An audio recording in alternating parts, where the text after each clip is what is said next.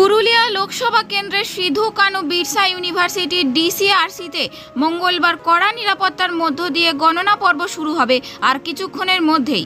তার আগে কেন্দ্রীয় বাহিনী ও রাজ্য পুলিশ দ্বারা গণনা কেন্দ্রের সুরক্ষা ব্যবস্থা খতিয়ে দেখে বিভিন্ন দলের কাউন্টিং এজেন্ট সহ গণনার কাজে যুক্ত আধিকারিকদের প্রবেশ করতে দেওয়া হচ্ছে ডিসিআরসিতে।